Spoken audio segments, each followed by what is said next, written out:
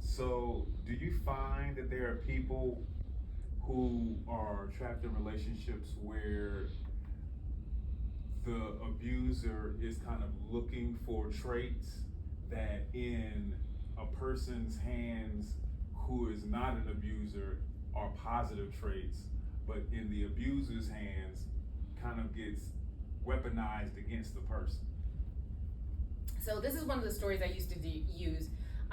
Keep in mind, I'm certified to work with individuals with autism. I'm also a life coach, so I try to take stories that can be that can reach the largest audience. So imagine, let's say Suzie, right? Suzie meets John, and Suzie and John are hanging out, and they're cutting with scissors. And John says, "You cut with your right hand? Ah, no wonder why you haven't had a boyfriend. No wonder why you're not popular. You want a husband, you want a boyfriend, you need to cut with your left hand." And so Suzie's like, "Okay, I'm gonna use left-handed scissors." So the first time, now Suzie cuts with her right hand. She uses her right hand to right cut and everything. So the first time Suzie uses the left-handed scissors, it's horrible. And so John says, "It's okay if it's bad. Just keep going, you'll get better. And so Suzie goes and she uses the left hand scissors, and that just becomes a part of her routine. And now her friends are not aware of the fact that she's changing or morphing into something for John. Like she's giving up something because she wants that relationship, she wants harmony, she wants peace. So one day Suzie goes to her friend Barbara's house, right? And Barbara's like, "Hey, look, girl, I need you to help me cut out some stuff for some flyers, some posters. I'm doing this for the kids. Can you do me a favor? Just grab some scissors and let's go." And so Susie's like, "Okay, I'll help you." So when she goes to help Barbara, she goes and gets the scissors, but the scissors are right-handed scissors. And Susie's like petrified. She's like, "You don't understand. I can't use right-hand scissors. I use left-hand scissors. Right hands are bad." And Barbara's like, "Suzie, look, I just need to get this done. No drama. You've been using right-hand scissors. Just use the right-handed scissors and let it go." So remember, Suzie was cutting circles, let's say, with the left-handed scissors. So now Suzie goes and gets these right-handed scissors, and she cuts a circle, and the circle's perfect. It's on the lines and everything. And she's like, "Wait a minute." So she cuts another circle, and that other circle is good. And so what she starts to realize is that she's not a left-handed person, but she's a right-handed person, right? She always was.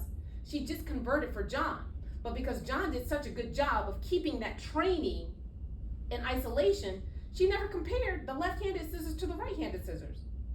So just imagine cooking. You're a great cook. You can cook for anybody, right? But John tells you you're a horrible cook because you didn't put enough salt in there.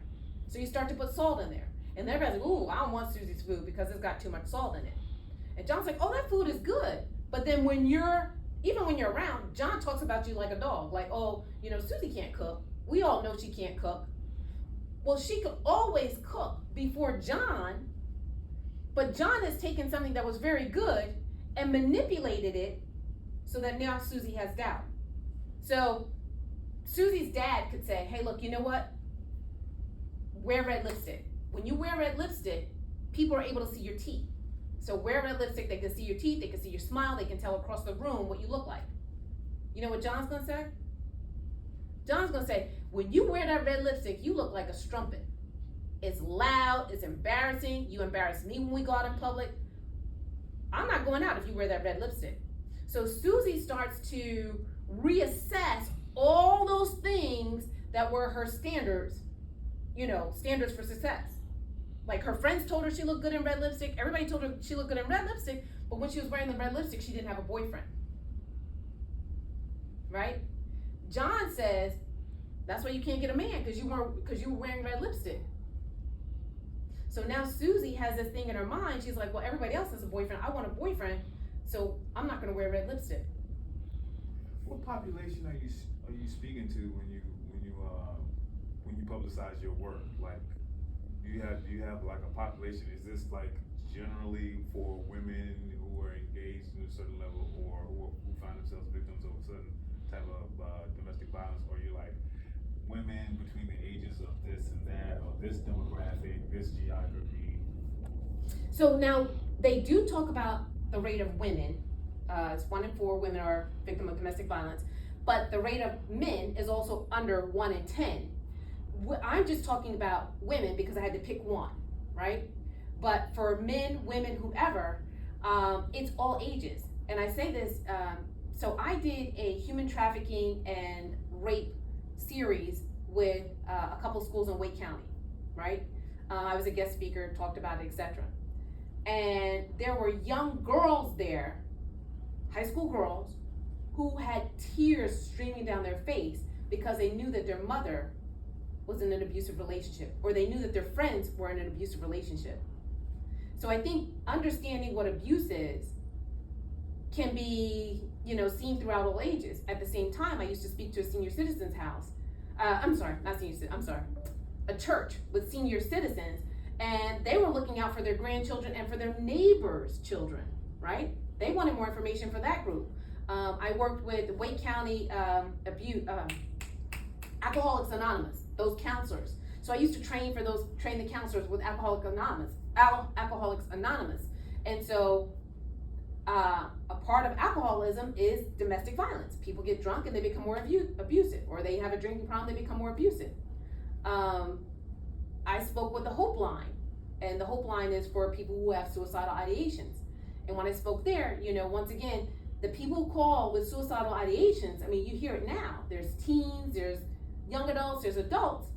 It varies, but they needed that information about domestic violence because a lot of times people have suicidal ideations which are related to domestic violence. So I was surprised that so many high school kids were interested in my book, but I guess it just depends. Whenever somebody's in a relationship, or your parents are in a relationship, or your kids are in a relationship that might be abusive. Have you ever thought about Wait, can you stop? Mm-hmm. You stopped.